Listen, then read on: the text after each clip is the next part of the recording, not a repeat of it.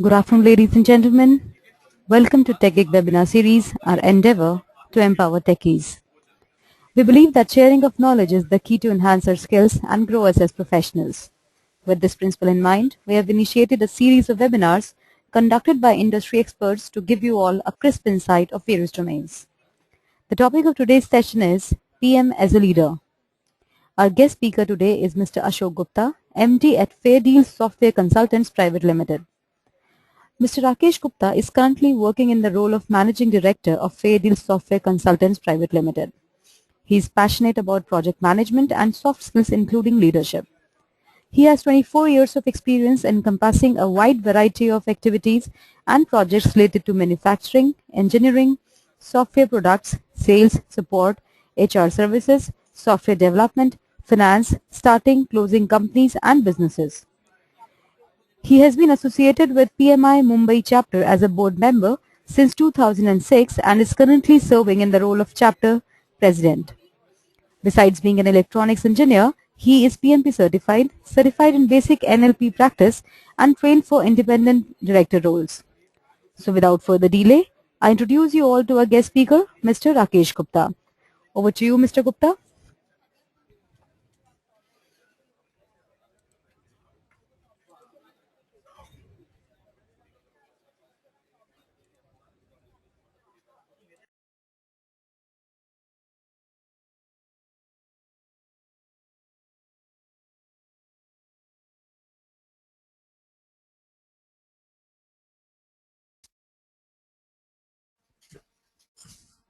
Hello, can you hear me?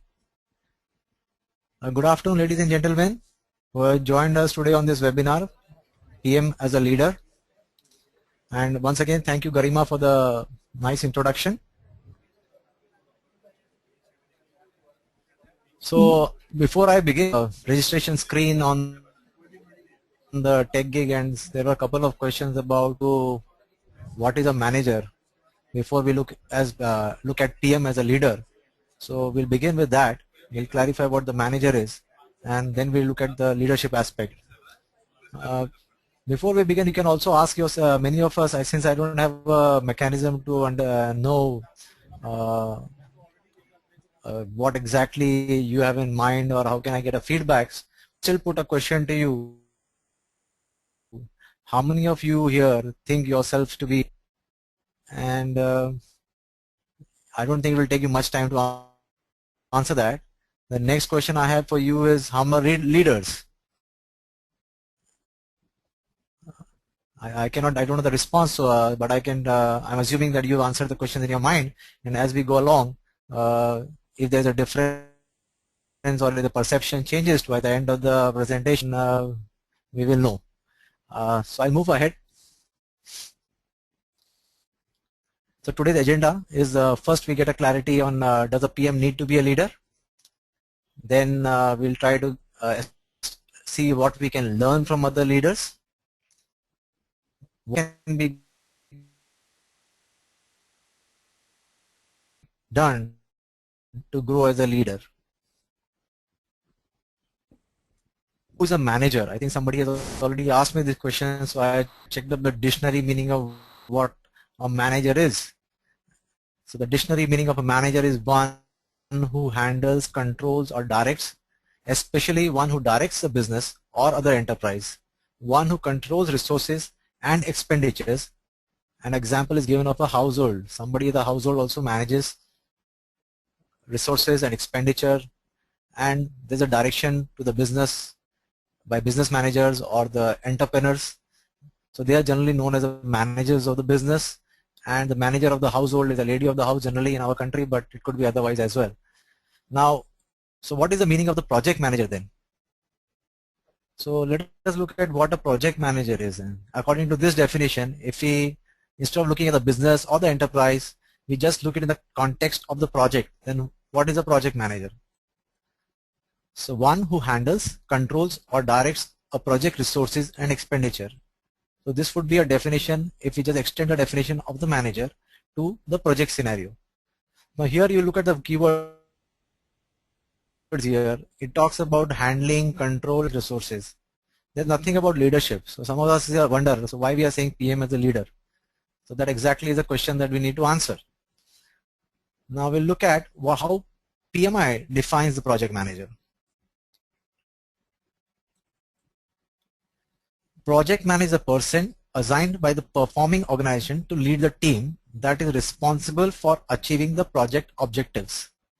Now, as you can see here, it's more or less the same thing. Here talking about the project objectives into the project. We are not talking about directing and control in so many words, but we are saying is assigned team that is responsible for achieving the project objectives. So PMI has, through the PM block, has clearly defined that a project manager has to lead the team. So still rather than talk as a leader, but is implied here that since the project manager has to lead a team, then he has to be a leader. So what we will do next is we'll examine what is leadership then. Now who is a leader? I have again started with the basic meaning of a leader. Here we have a leader, a person who commands. That's a traditional way of looking at a leader who has authority. The organization or the body, the authority to lead. In our case, a project manager is assigned by the organization, the performing organization, and he has to lead a team. He could be a person who commands, the boss of the project, who has who allocates the resources and the expenditure, or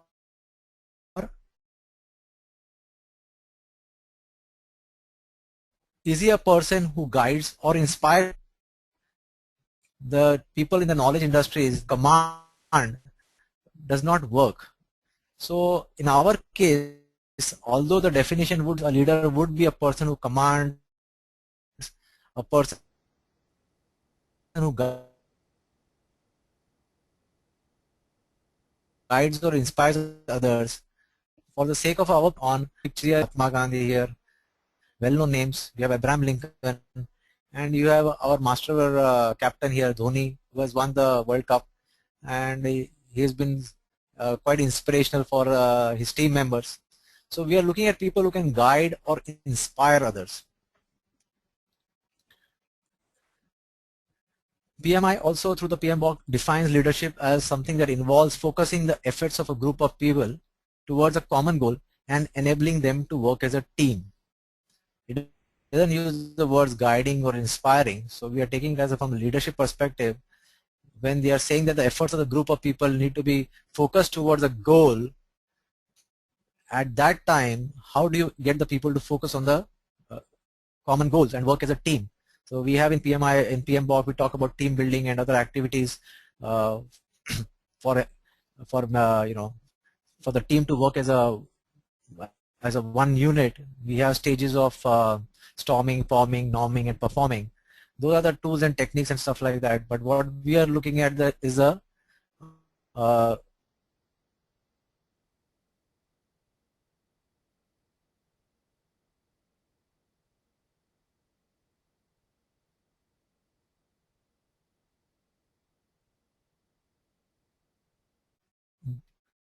basic theme of what we are trying to achieve. Now, we have a project manager here, and from the managing perspective, where he is controlling or directing the resources, where the control is involved, we have the scope, we have the time, we have the cost, that the normally what we talk about, where we have to deliver projects in time, within cost, deliver the complete scope of the project. We have to manage the stakeholders, we have to manage the processes, because there are intricate requirements and it has to be managed through various documents, and the processes are involved. Now, what are the leadership qualities required in the course of the project? Now, we talked about in the leadership perspective, we talked about somebody who can guide and inspire. Now, how will a person guide if the person doesn't know what is the vision for the project, what is the outcome desired? So the leader should be very clear in terms of what is the outcome desired from the project. And then we mentioned in the earlier slides that the leader needs to motivate the team, means guide or inspire the team and focus on the objective. So once he has visualized the outcome that is required, he has to maintain the constant focus on making the deliverables. Then only he can satisfy the stakeholders and the stakeholders of the project. So although he's managing the stakeholders, so as a manager, he has to work as a manager stakeholders, conduct the meetings, communicate and stuff like that. But at the same time, he has to look at the overall objective or the vision of the project, whether that is getting delivered or it will happen, not happen, what are the risks involved. So he has to be constantly on that and ensure that the project reaches a desired goal. Now, envisioning involves not only visualizing the what part, it also how it has to be done. So whether you're calling it a work breakdown structure, you're delegating the stuff to the various people, you're taking the cross-functional teams, all that is part of the how part. After having understood the what part, the person has to look at the how part. So although he has to have the knowledge as a manager, and as a leader, he provides the guidance and the inspiration for his teams to perform. Now, we have also listed some of the other qualities here like passion and perseverance. Now, as we know, the plans don't work just as they are put in the beginning. So there will be obstacles. The person needs to be focused. The obstacles will come. He has to overcome the obstacles. So perseverance is required. A person just cannot give up. If you give up or you get stumbled coming your way, that will not work. So you may be good at managing scope, time, cost on an Excel sheet or in a project plan, but that will not be enough if as a leader you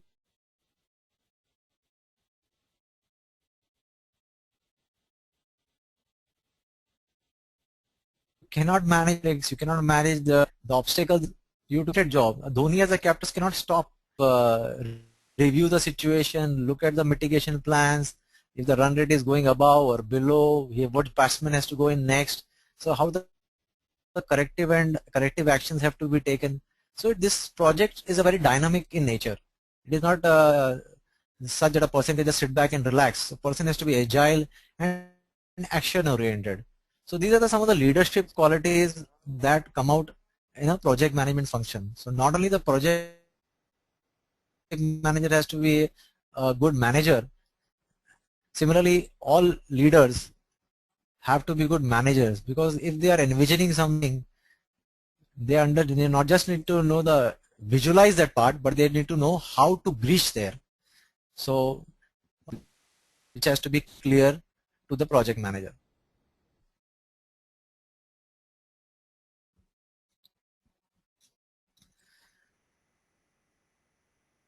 What can we learn from other leaders?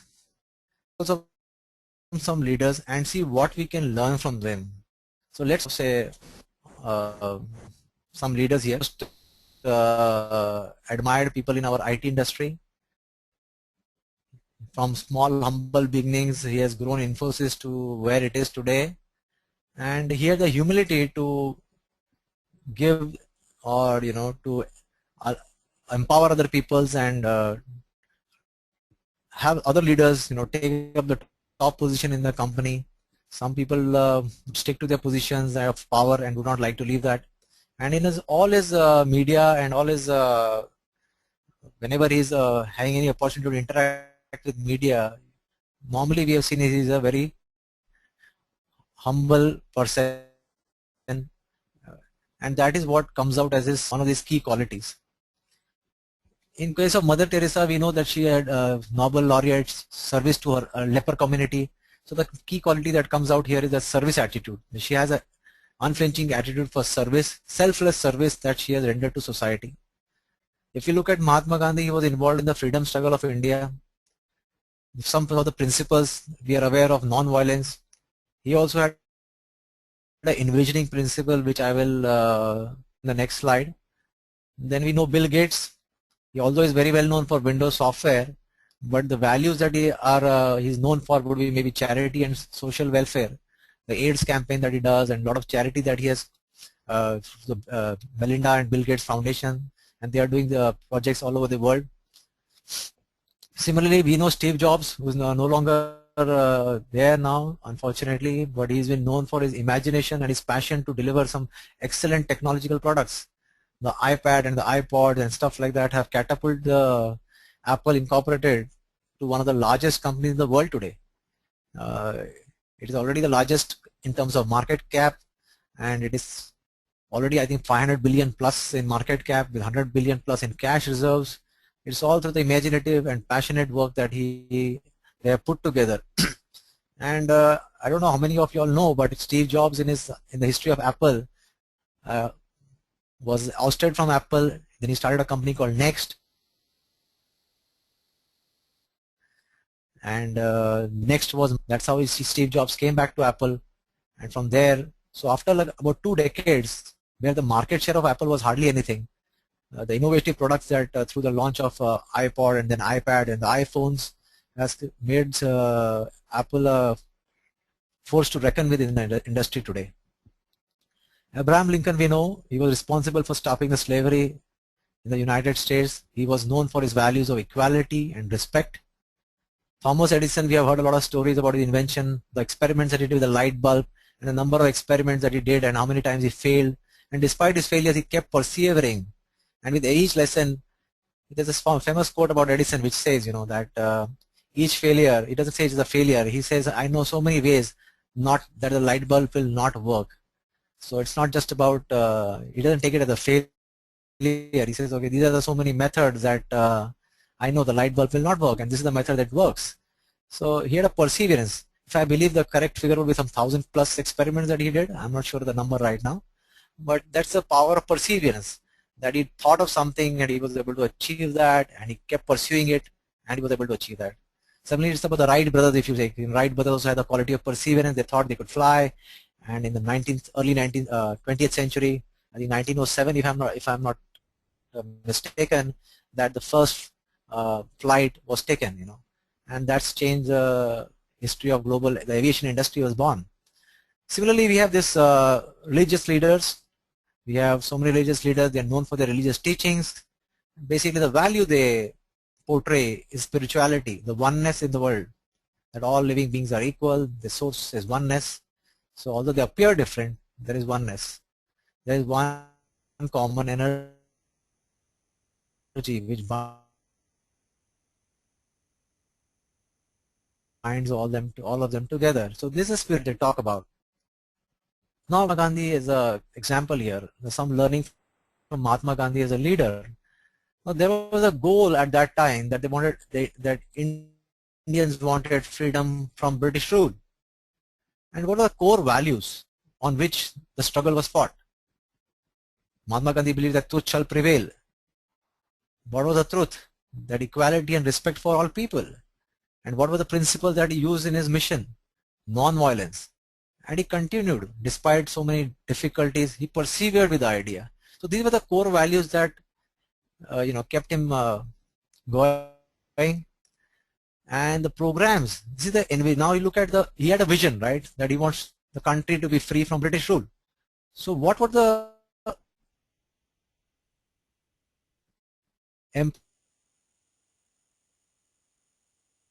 empowering structure, or what is he thought of some program. Now this shook the British.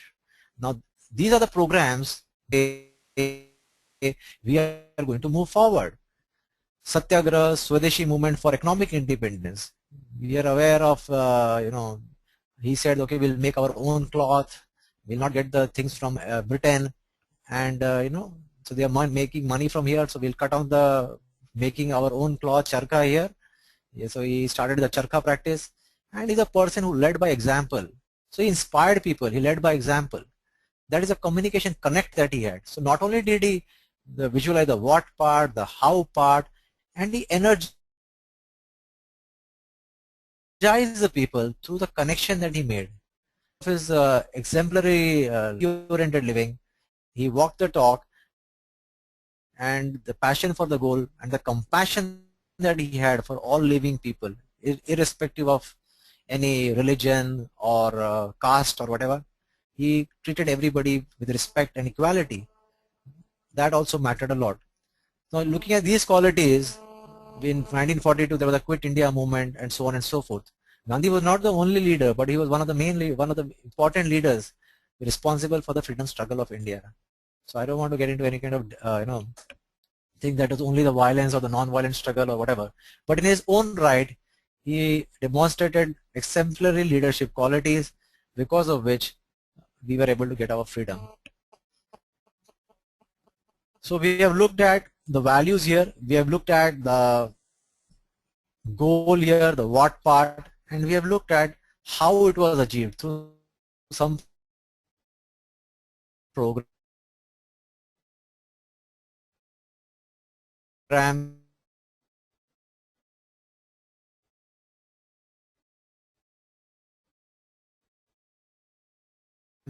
and some other qualities like we have looked at.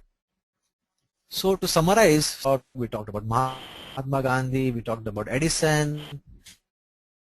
So some of the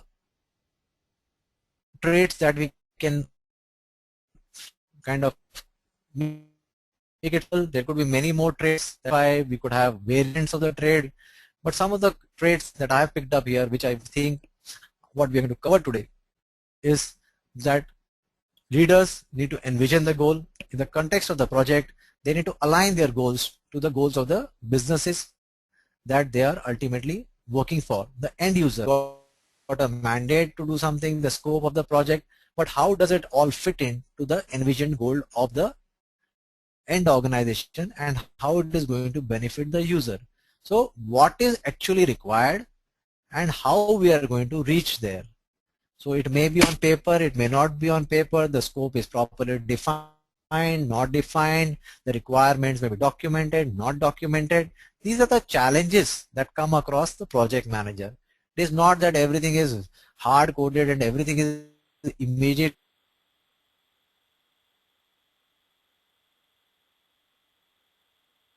available at the beginning of the project. So the challenges are clarified as we go along. So it is not necessary that everything will be available right at the beginning. In a kind of a nutshell is known, and the details keep evolving over a period of time. Then we have looked at the passion part of the goal, right? The person should be really wanting to achieve that goal. If it loses the passion for the goal, the love to do it, be achievement, it could be something like by doing that or a goal, you feel a sense of, I feel the benefit to the people or the stakeholders. So the passion about the goal has to be there, because there will be hurdles, like I said earlier, there are difficulties from performing his duties. People across the globe, we have people in virtual mode, we have people in physically, we can meet some people, we have some people over the internet in different time zones. The communication has to be clear and crisp. And one more important thing about communication, I think we have touched this many number of times, but it's very important, is that sometimes we send the information over email, or we have given an SMS, or we have given some information, but it is a duty of the person who is trying to communicate to ensure that the stakeholders have understood the information, right? So sometimes we assume that we have done our job, but whether the information is understood, the communication, the expectations are managed, because many a times it is about perception. So perceptions have to be managed all throughout the project, because and some studies say that the communication forms 80% of the work of the project manager. That may not be false, that may be actually true. So communication is ongoing. It's not just about the communication plan, or who's on the for in the sign off. Of course, those are important things as well. You need sign off from the customer, you need sign off the requirements. The processes are important, but the main key here is that if you are focusing on the outcome,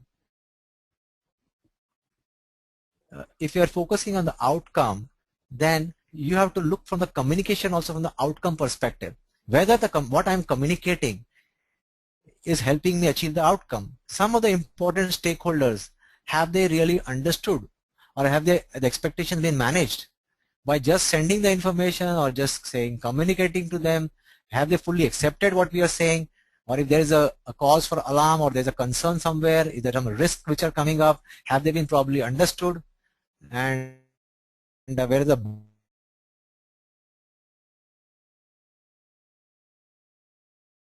buy-in is there. Now we can analyzing the ongoing communication during the project. Then we are also looking at the situations, because the situations keep changing. Sometimes the customer may have the requirements may change in between. There may be some new things. The team composition may change. Some of the critical resources may not be available, and there could be several. There could be a organizational change. So we have to keep adapting to the situation. Saw the values that were so dear to him. Even when India was getting partitioned, and he was very sad, and he wanted all the communities to think, come together to cut down the violence in the country. He didn't want any violence. It should be all peaceful. So he always lived with the values, and he respect and equality of people. So now we'll move on further. I hope I'm able to communicate with people out here, because I'm not getting, I don't really know in this medium that what is going on at the other end. So I'm just communicating. I have prepared, and we'll take up the questions towards the end of the session. We put on the chat window, and it's already started questions from you all. And questions, you can feel free to key them in. Now, what can we learn from success and failure? From success and failure, I have put a couple of bullet points here which I can share with you. First, let us look at a success scenario. Now, what can we learn from success? Success, at the time of success, one of the most important things is that we acknowledge the people who have been responsible for success. Because there are a lot of contributions from many people. People may have done sacrifices. They might have stretched themselves. If you are in people out of the sense of project success. So it's a good time for us to acknowledge the contribution of all our team members. At the same time, there's an opportunity here for us to look at is the areas of improvement. In certain areas, we might have had people who have stretched themselves or done some extraordinary effort to make the project successful. But as a to figure out is this a sustainable method of working? If it is not a sustainable method of working, then what are the areas of improvement that we can take forward? So there were maybe and because the right people that we had on the project, and as such it is a warning for us that we have to be better prepared in certain areas. So that could be a takeaway from the successful project. Now coming to a project which is perceived as failure. Why I say perceived as failure by stakeholders? Because you have put in effort, we have put in effort has been put up, and if the success metric fine, so maybe as per the success metric the project is a failure, but everybody has own perception. So as long as if the common metrics is available which you are defining the success and failure, and which was accepted before the start of the project, it's fine. But otherwise it's just the stakeholder involved.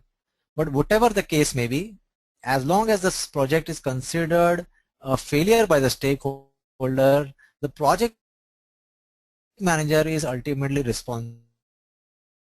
I know it is a thankless job. Communication aspect. Now, if we look at the communication aspect in the beginning, we mentioned the ongoing formation of setting expectations. So when you are trying to set the expectations, you are trying to manage the risk associated with the perception of success and failure. Because there are constraints in the project, there are boundaries. So ongoing communication with the stakeholders is important aspect of expectation management. If by doing all that as well, if still it is perceived as a failure, the project manager has to own the responsibility. There's no moving away from that. The third point that I have here is that as an individual leader, what can we learn? So if you reflect on an ongoing basis, like communication is an ongoing thing, similarly, how our project is progressing on the desired outcome is an ongoing evaluation that a project manager can do on an ongoing basis. Maybe it's a daily exercise, maybe at the end of the day or a predefined time that he has where he can sit alone or maybe with a team to start with. But some of the time has to be spent alone, especially for the self-evaluation in terms of what are the behaviors or the mental state the person was in, because we get angry sometimes, we get agitated with certain behaviors that affects our performance. So what we have to look is, we as a leader, because when we are a leader of the team, the people look to us as a leader. Every small action is noticed. So as we know from the as project managers that not everything is verbal communication. So 7% is only verbal communication. The rest is the tone that we speak in, the body language that we exhibit. So we know all these facts. So when we are the team leader or when we are leading the project teams, they also are looking at us in the whole body. They are not just looking at the words that we speak. So how was our tone? How was the instructions that we are giving? What is the body language we are exhibiting? Whether we were in sense of confidence, whether we were ourselves afraid, or whether we were, telling something about the management or telling something about the client. So were we guiding, were we motivating them, or were we inspiring them, or were we, creating their, helping them in the project. So all these things, kind of a reflection on that will against the basic fact that whether we are guiding them or inspiring them. If we are guiding and inspiring our team members, we are doing a fantastic job as a leader. But if during the day or during the week we have not been at the best of our emotional health, or we have not been able to best to maintain our temperament to that level, so were we guiding or inspiring? If we ourselves were down a bit or frustrated a bit, we had certain negative emotions coming in our mind that has affected. So who's responsible for that? I'm not saying anybody can be perfect here, but the point that I'm trying to highlight here is that being aware of how our day goes by is an indicator, is a kind of a self-assessment that we can do. By doing the self-assessment, the idea is that you regulate yourself better, and with time to come, you can influence yourself, because many of the things are referred to be, taken one day at a time. It's not just in head. You can just switch over to something new. Characteristics. The more opportunities are presented to you by your organization, you should be happy. It is you get a chance to, learn and grow as a leader.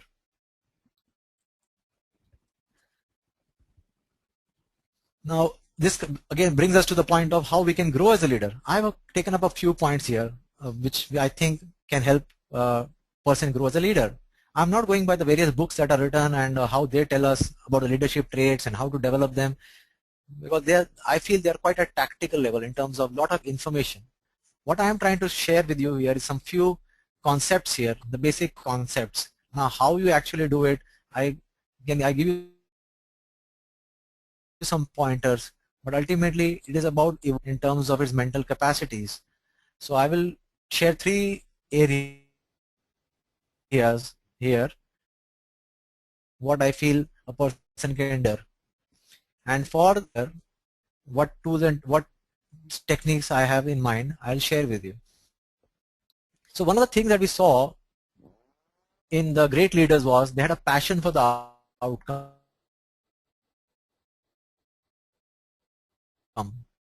and they could work with a lot of endurance about what we do. We should love to do what we are doing. So if that is not the case, then we have to revisit that. So we'll revisit how the point that I have to share with you is capacity and demonstrate higher values and improve decision making.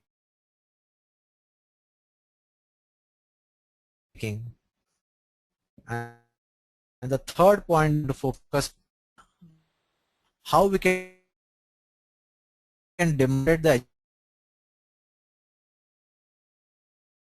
agility. So now we'll go to the work. Here I have taken one scenario, how I can choose my work.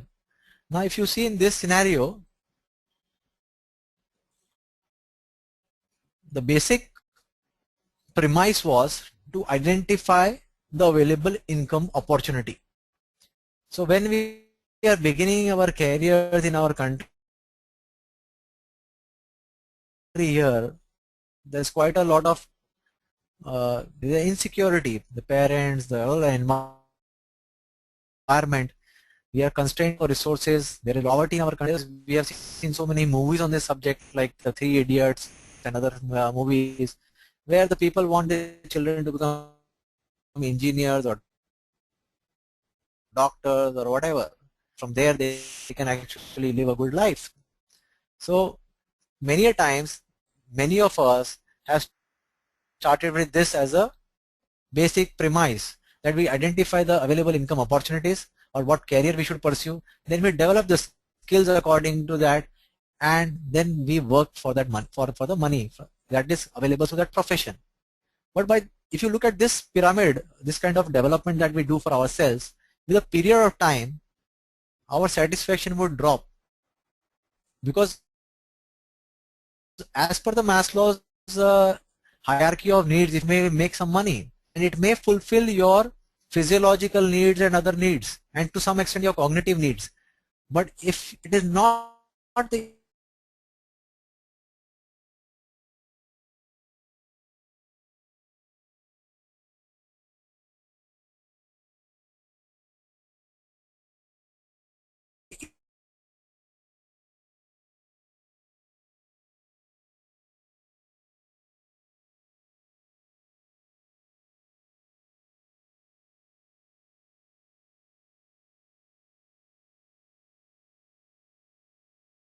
area that you really wanted to work in, so I know what I love.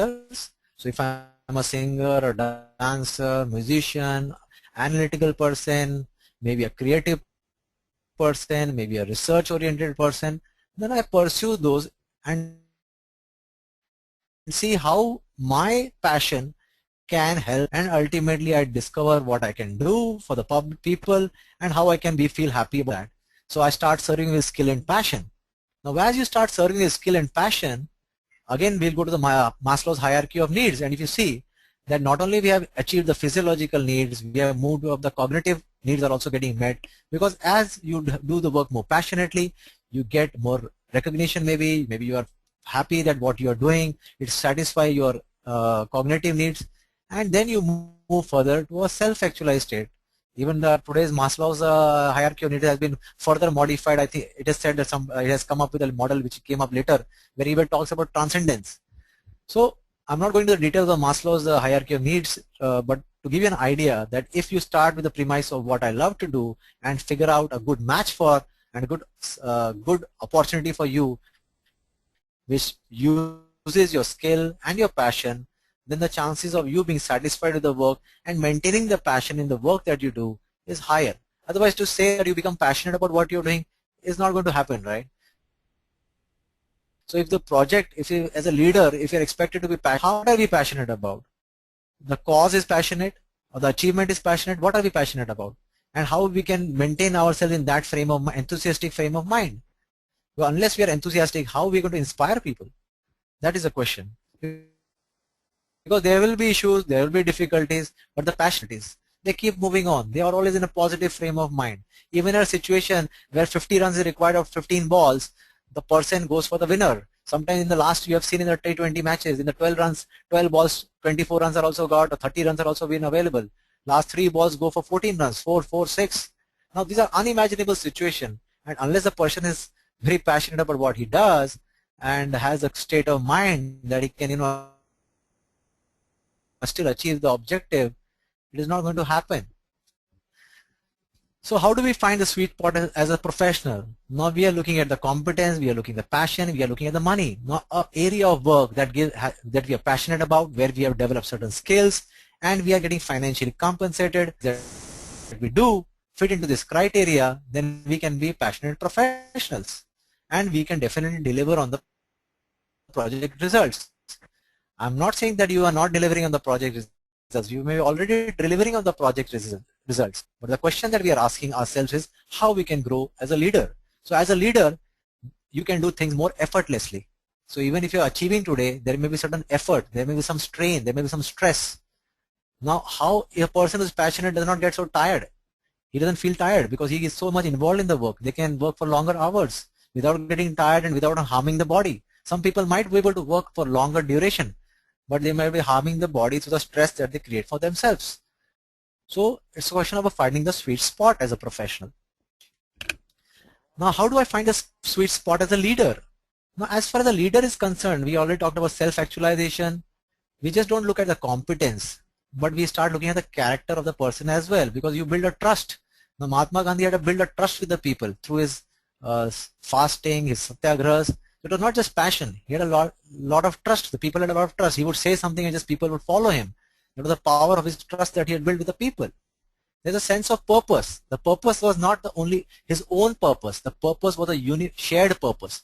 The purpose for which he was fighting was a larger purpose. So he could connect to the people. So as a leader, if we have passion, we have the people that we are leading, and if we have a large purpose, which is meant for.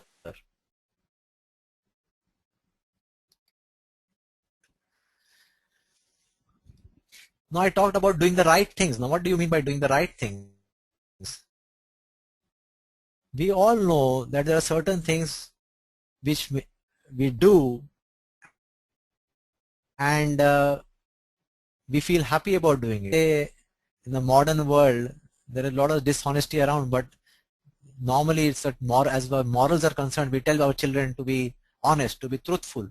So if you can do things truthfully, just to do things by lying, then what happens? The person does not feel very happy inside. So there are values dear to each individual. So there are some sample values which I have depicted here. There could be more values also, but these are values in different areas that we could pick from. Now, what is the effect of the value system on behavior? Now, if you look at these values, they are the fundamental things by which we work. Suppose there's a value of discipline, we value discipline, or we value punctuality, or we say we have to be honest, or we have to be truthful. Now, these are the various values that a person may say these are important to me. If they are not met, I cannot perform in that organization, or I cannot work with such people. So these are our decision-making process. Now there's a situation where some of the value that you hold dear to yourself is not met by some individual, or is that which doesn't your value system or the organizational values respond to the situations. And similarly, there could be rules associated with those values. Now, for example, in our country, we have something about the time. We have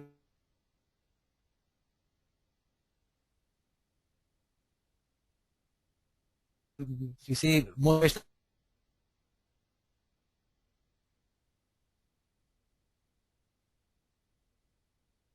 are expected to be punctual time 30. So we already created the flexibility with our expectation management. So this is how the rules associated with the time can affect the team dynamics. So how in a particular team we behave, what is our reaction, what we value, what others value. So having a shared value system, a common value system definitely will make the environment better to work as a team. But as leaders, we have to work with teams that whatever the value system is available to us, and what is our value system will be always there will be some kind of a gap between what we hold dear and what the team as a whole will present itself as. Now this kind of things will affect our response. So if being mindful of that and being mindful of our perceptions, there's an opportunity for us to improve our value system as well, because there are certain values which we have ingrained in ourselves over a period of time. So in certain areas, we are not talking about changing the value system of others. The important thing here for us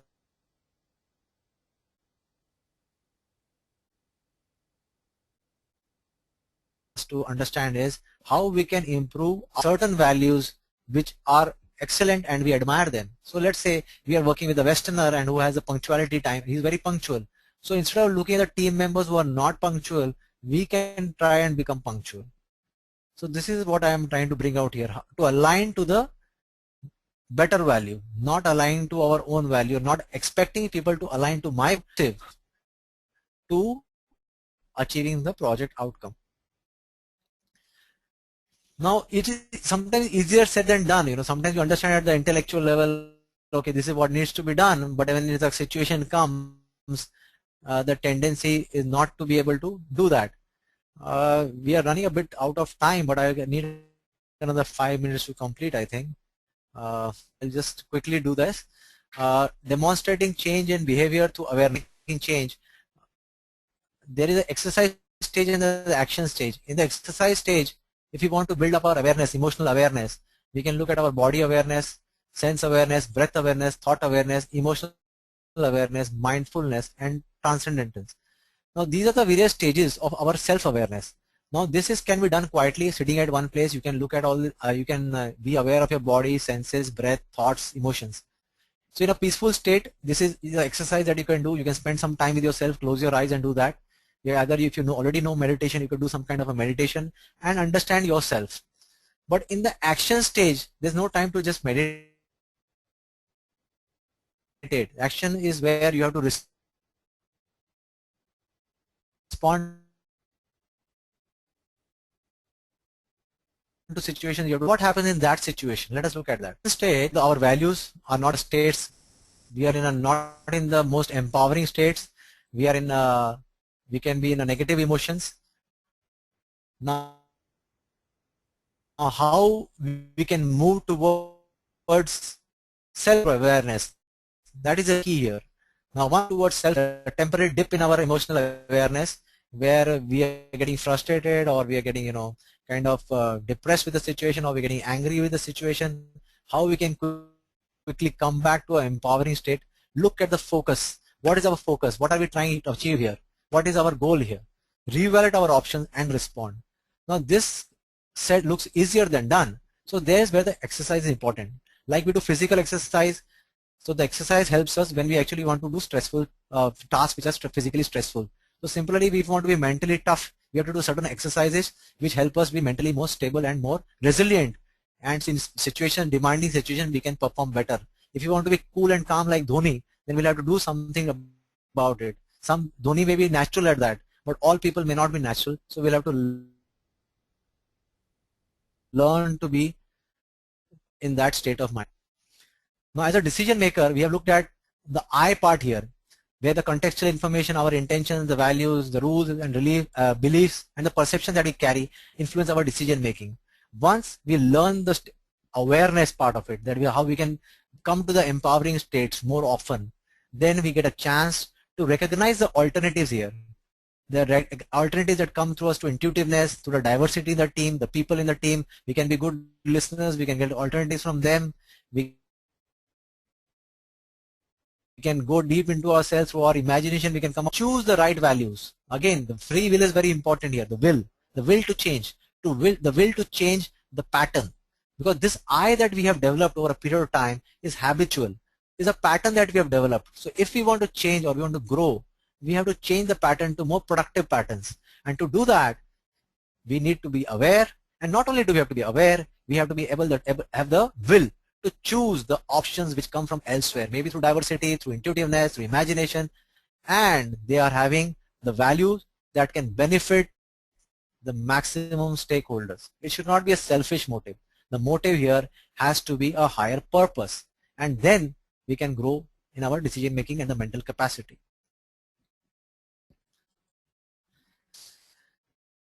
The last point that I have to share with you here is the agility.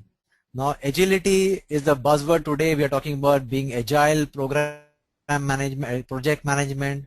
But when I talk about agility, I'm focusing here on the adaptive mindset. If we take the wave, if you're using a surfer, the surfer is already changing, and the surfer has to be always alert. He has to focus on his results here. He has to surf the wave and reach the. This is what will keep changing, but we have to surf the wave and we have to have an adaptive mindset. Now the agile as a methodology is more coming from the adaptive process. But the key thing here is first you have to have an adaptive mindset. Then you should be able to adapt the process, whether it's a waterfall model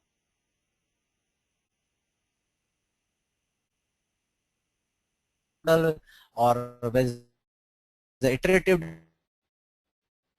development model. And we already discussed about this, already talked the cultural beliefs that you have in the teams, the organizational belief system, the belief system that people have. So we are having people with diversity.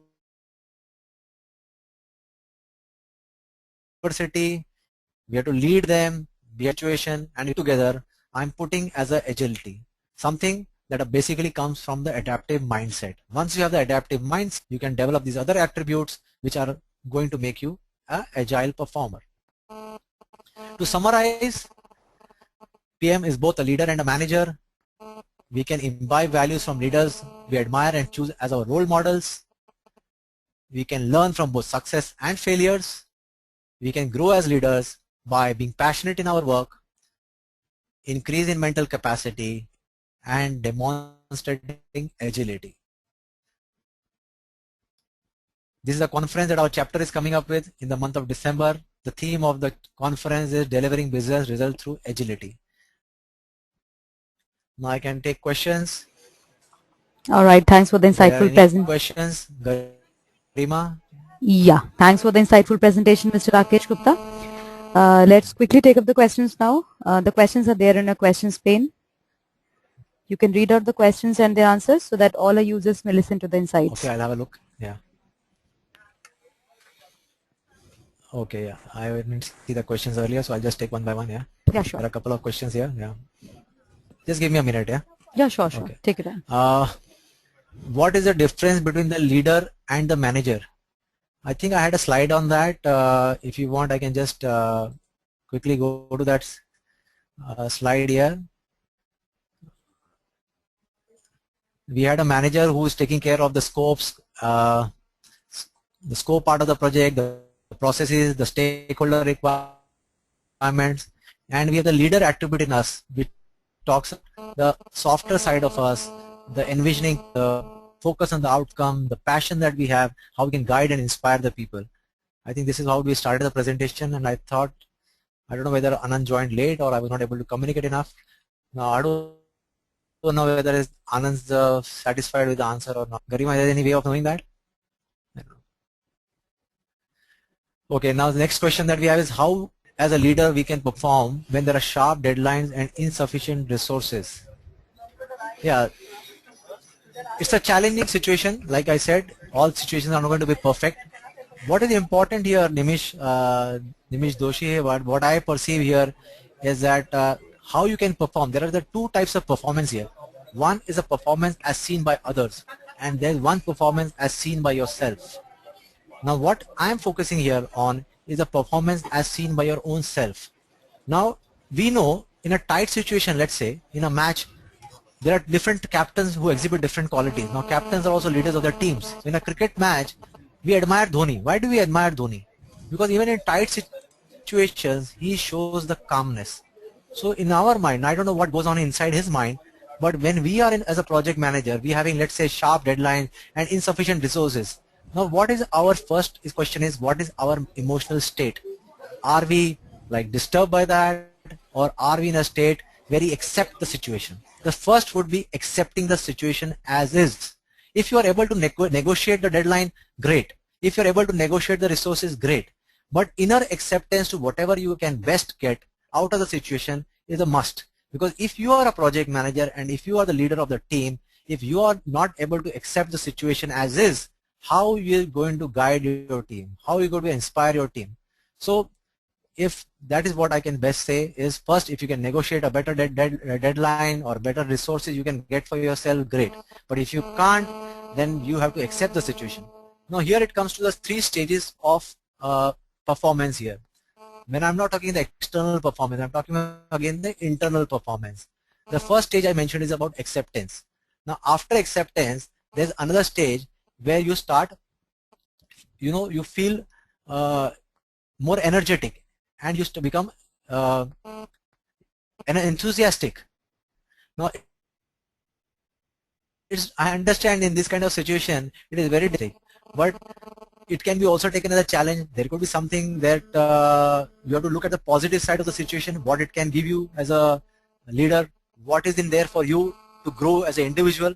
You will have to figure out certain positives and focus your energy on the positive aspect of it, because the negative energy is going to drain you further and you will be further from the goal. So let's say you can achieve X with a negative state of mind, you will not even achieve X, you will achieve X minus 20% or 30%. So what is the use of that emotional state? So when we are talking about performance, it is the internal performance that will ultimately determine the external performance. So we have to look at certain role models, how they would behave in this situation. And within your organization also, you might have certain leaders who cope up well with these kind of situations. So maybe you can learn a few things from them, how they work, how they behave. So some kind of a learning, you will draw inspiration from the leaders outside your organization as well, and what they are doing. But the key point again I would like to make is to be watchful of your emotional state, because other skills you might already have in terms of the hard skills, management skills. The important thing is, if you can be in the empowering state, you can definitely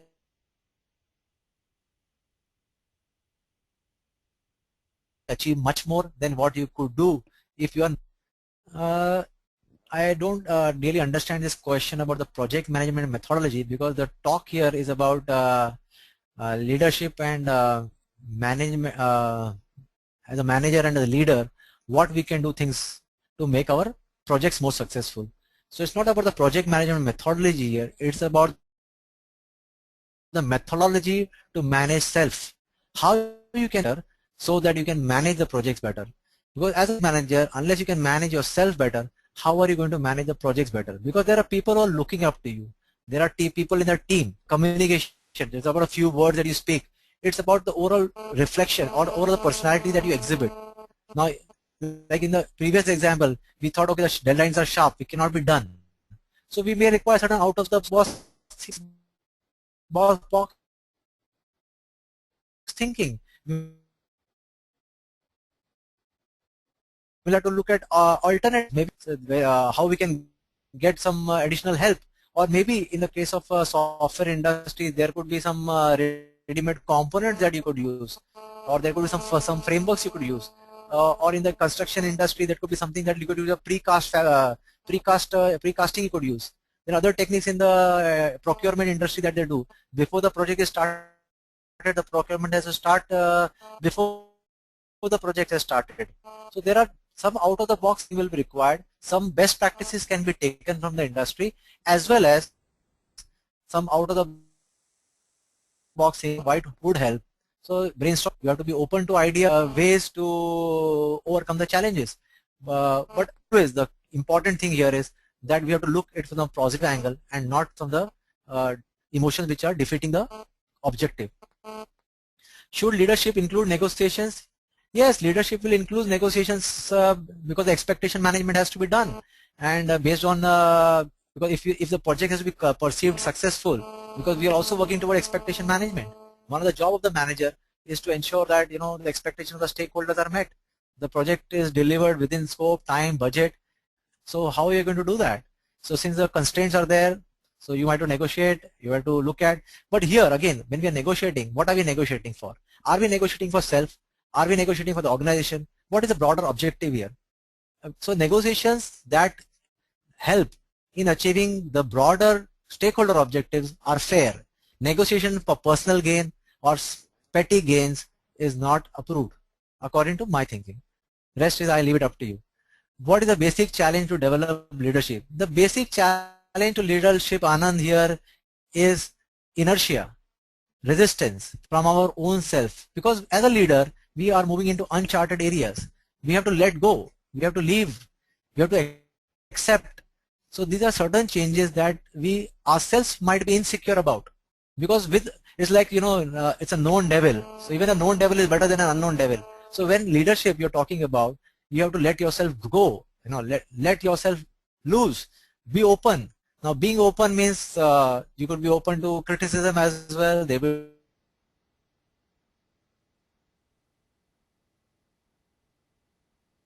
people who will criticize you, they may not like your action, right? and it could be sometimes perceived as challenges, it could be sometimes delays for your work. So then you have to be assertive. So you have to use a combination. So the key challenge here is to be able to, although you say, okay, you have authority, the organization has provided you as a project manager, so you have the authority from the performing organization, so why can't you command?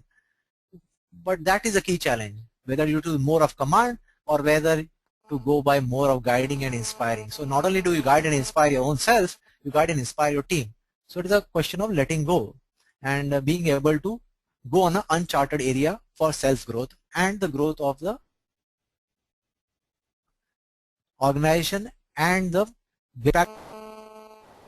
Now, the next question I have from Sriniketan here is, how would we measure the success? Just completing the project is not success. I fully agree with you, Sriniketan, that just completing the project is not project success. Completing the project can be in many ways. Even incomplete projects can be terminated and set completed. So that is not, cannot be the measure of success. The measure of success is again a very subject by itself. What are the success metrics that you have created? What is the success criteria? But like I said, ultimately it's a shared belief system. When we are working in a project, we are working with the project boundaries. Now, what is the shared stakeholders? How this should be defined at the beginning of the project, or this definition could be changing as we go along during the project.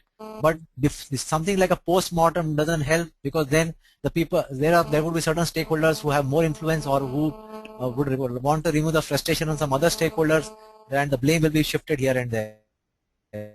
But like I said earlier, whatever it may be, as a project manager, we are responsible for the project. So that's the bottom line. So whether it's perceived as failure or success, that's going to be, the ball is going to be in our court for sure.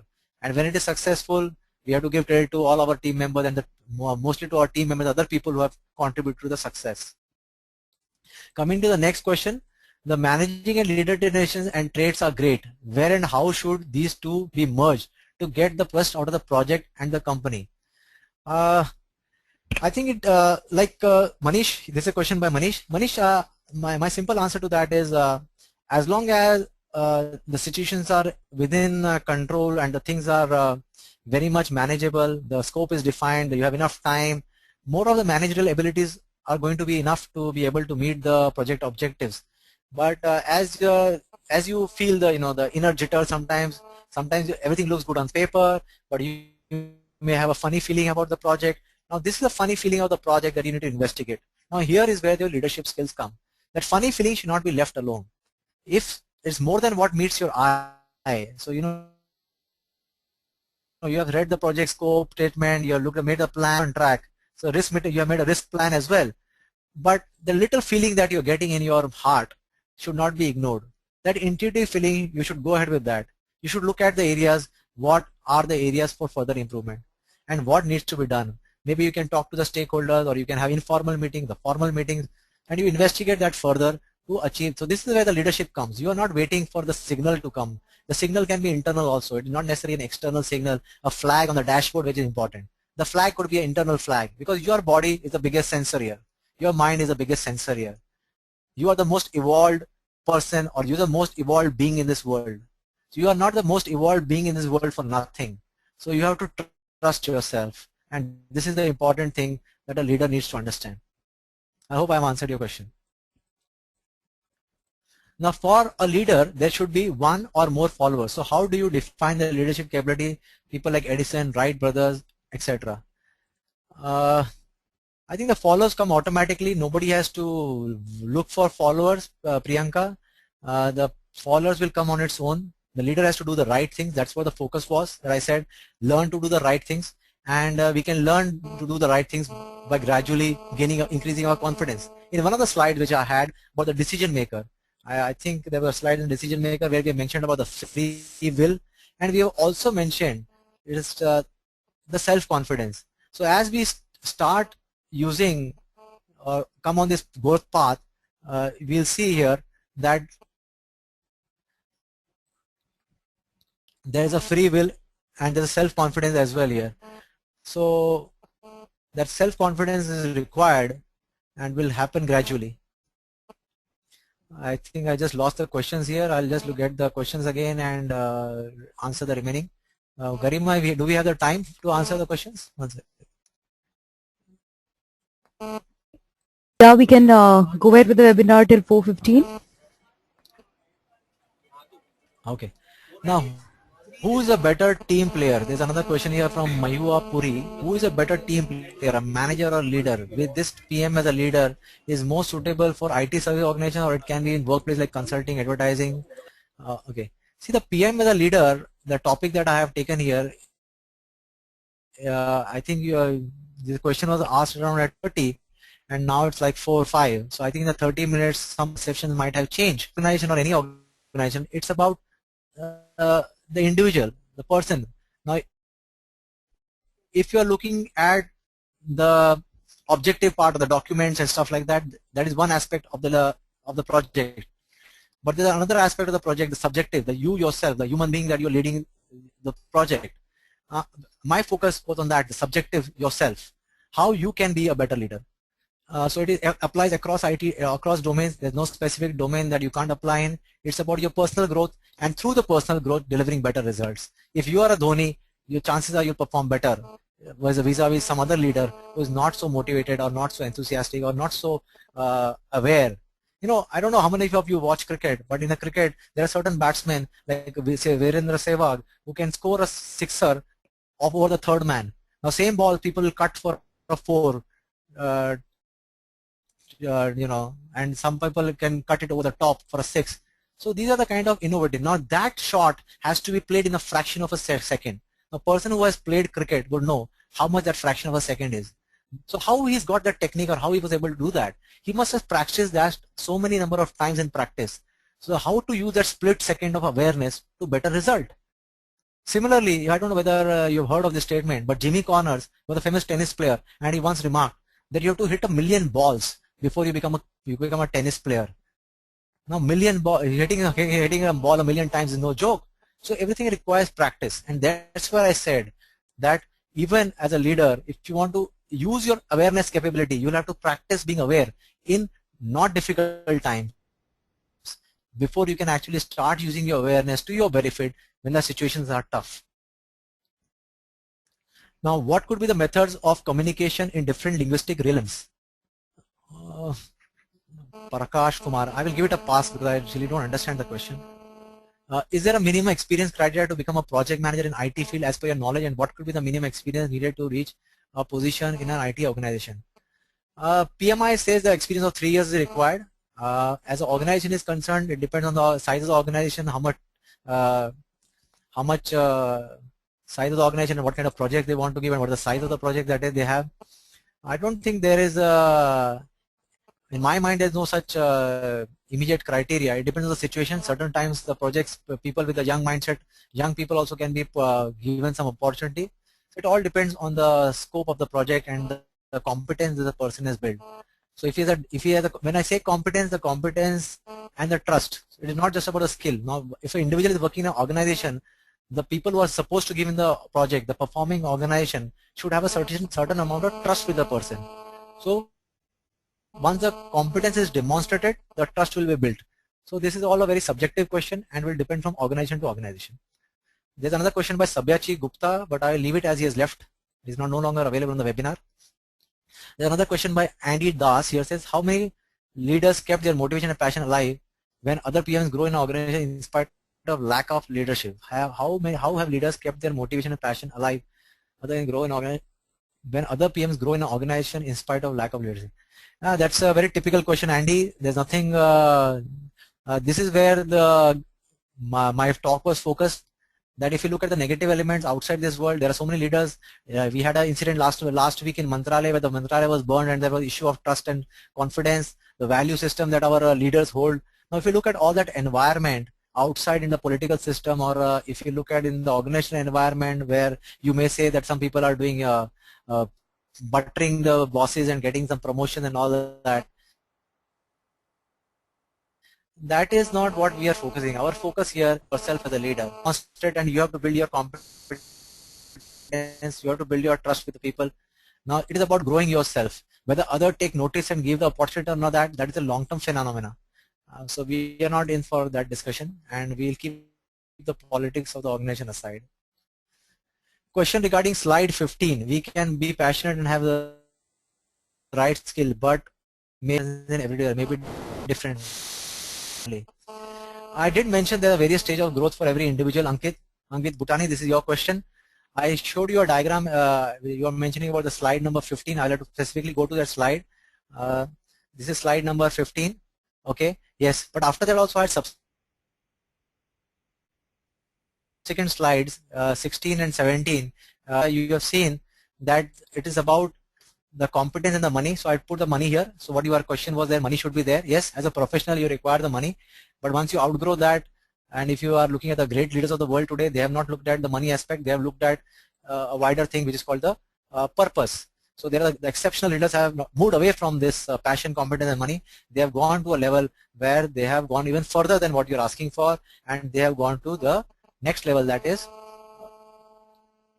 of passion, trust and purpose. Now trust includes competence, and the trust is built over a period of time. So like Mahatma Gandhi or some other leader, they were leading the masses. As a project manager, if you're leading a few people, you can be in the previous zone where your money is also there, passion is there, competence is there. It's all individual desire where you want to be. So, but this is a roadmap. From the previous slide, okay, you love what to do, what you want, then you serve with passion and skill, then you look at the money aspect and combine the three, and this is your sweet spot.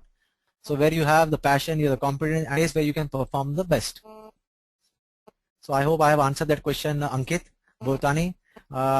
This is another question from Gopal Agrawal. He says, hi Rakesh, this is Gopal referring to slide 13. It has been told that leaders are born. I am not saying leaders are born. Do you think that a person can grow as a leader by using a recommendation of slide 13?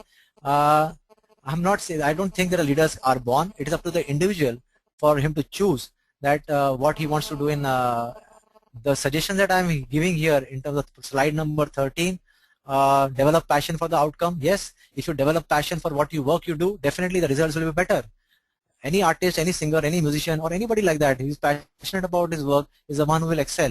The person without passion, is for him to excel is very difficult, because through passion will come your focus, the determination to achieve, and so on and so forth. So some of the things that I mentioned here are applicable to all. So whatever your current stage, it doesn't mean that you cannot grow further. So everybody can become a leader. We are already leaders to some extent or the other.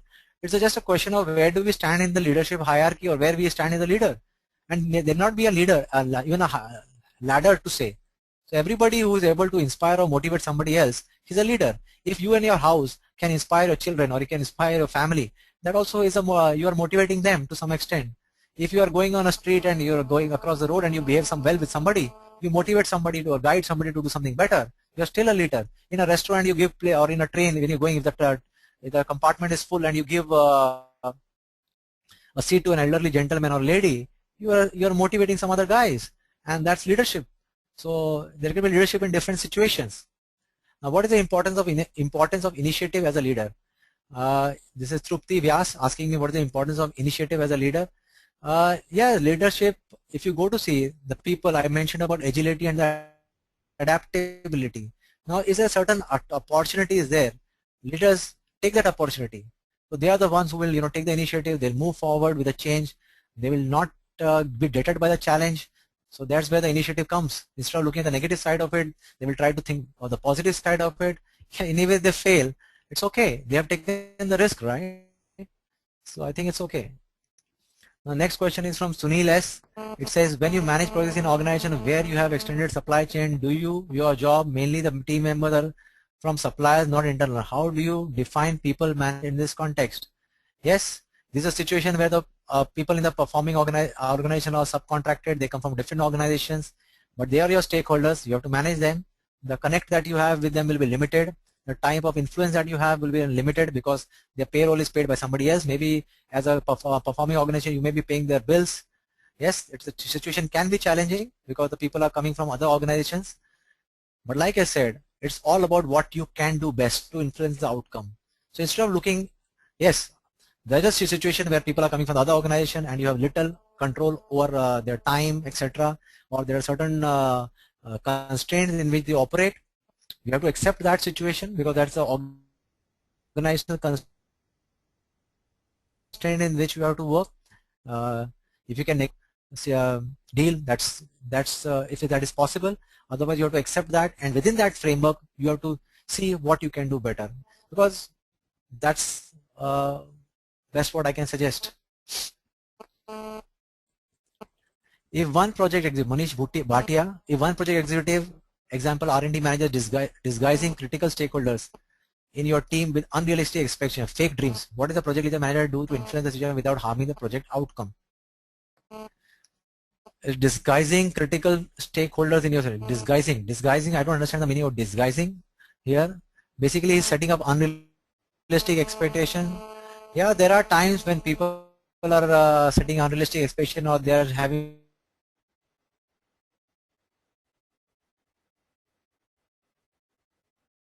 short goals just to deliver to get it gets over.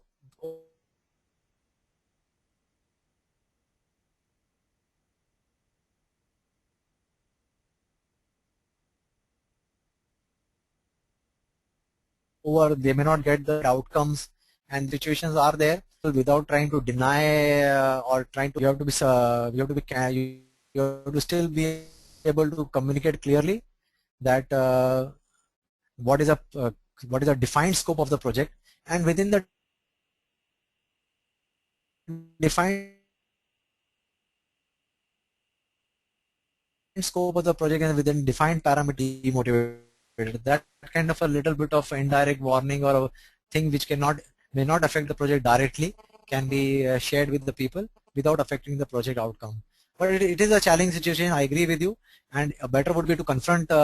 PM box tells us about confronting, so maybe you can confront your R&D manager, and you can tell him that this is a risk to the project. If people discover that, and from the past examples in the company, that people discover that these kind of false hopes are given and these are imaginary delusions that we are giving to the people, it will harm our project, and this is not the right way to go about it. Ashok Das, there's a question from you. As a PM is authorized to control the resource and he is acting as a leader. So if you have PM force a team member to do certain work within certain time frame and he is refusing to that, see again I mentioned about the command and force. They have a protest, right? They are still doing it a lot of in an autocratic manner, but uh, the force doesn't work much, right? So it is like you have to first of all understand the resistance. Maybe you need to talk to the person, try to understand his point of view and how he can be aligned. And if there are some common points of view between you as a project manager and the team member, so let's focus on the areas where we agree rather than looking at the areas of disagreement, and then work around or build on that, build a level of trust, because there could be people perceptions created by other team members, or somehow the perceptions have created, and that affects the person's motivation to do the work. So the hidden agendas of the person can be understood, and how he can be brought along and aligned to the project outcome is what you'll have to endeavor to work with. How the results improve if PM behaves as a leader rather than a normal PM? Viren, that's an excellent question. There's a very, if you look at the initial part where we did a balancing between the project manager and the lead manager and the leader, we created the weighing scale and attributes of manager on one end and one attributes on the other. See, as a manager, you are doing the job. So it's like, you're going to the job, your work, defined responsibility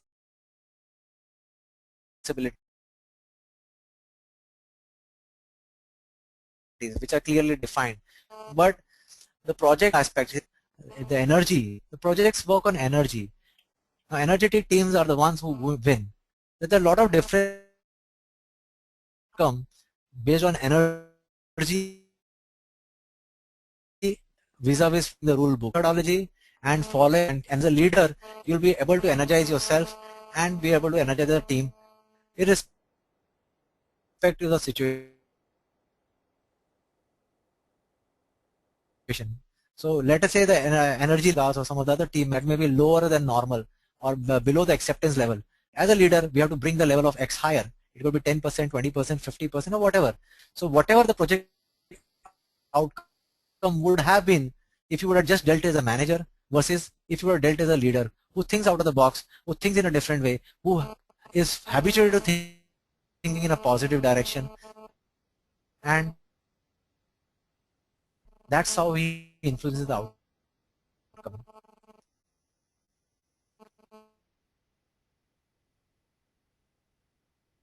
What is a satisfaction? Yes, it depends on age. This is your question. It has a few of needs. What is predominant?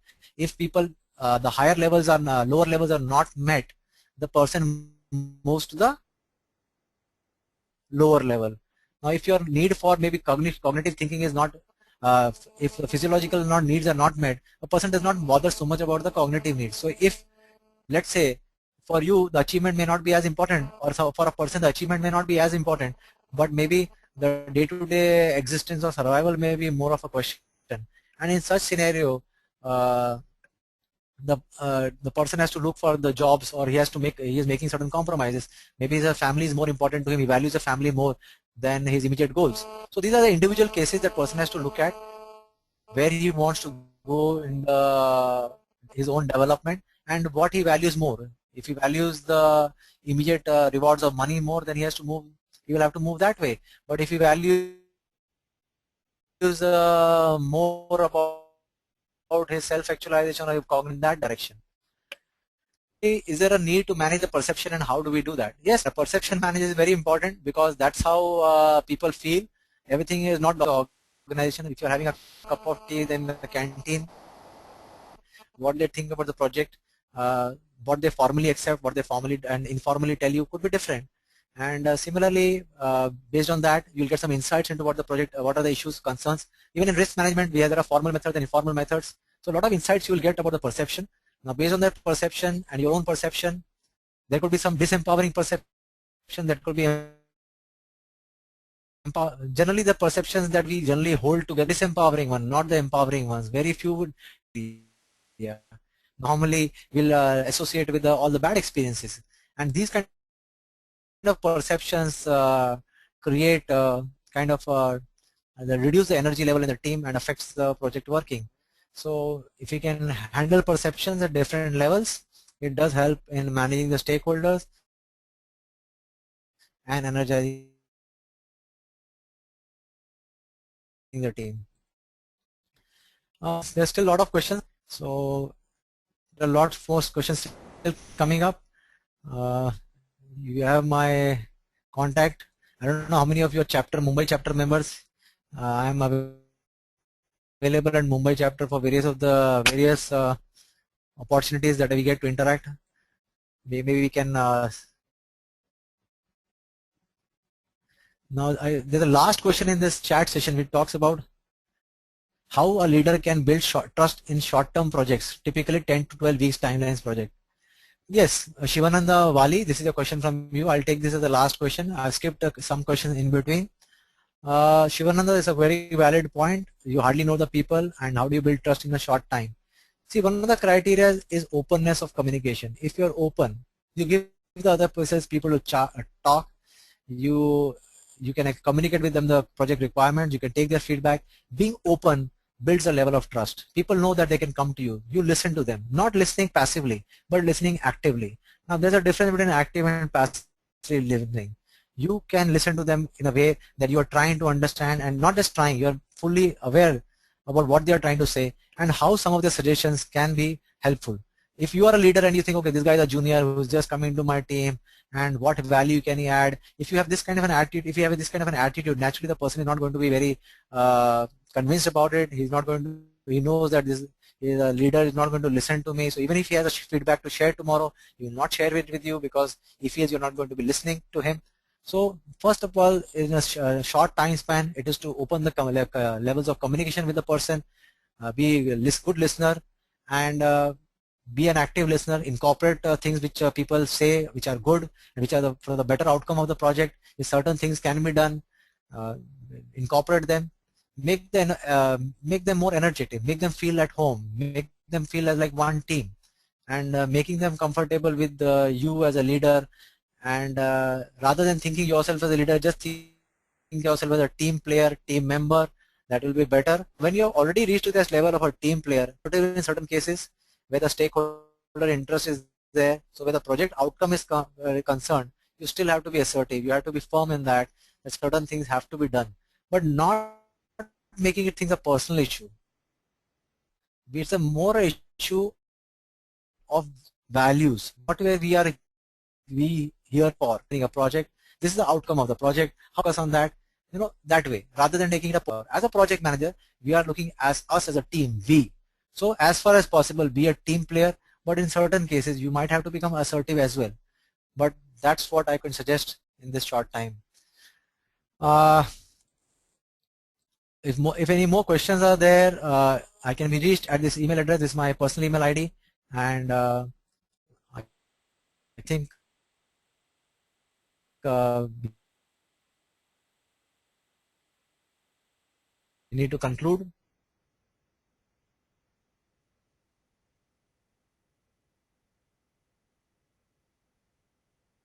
As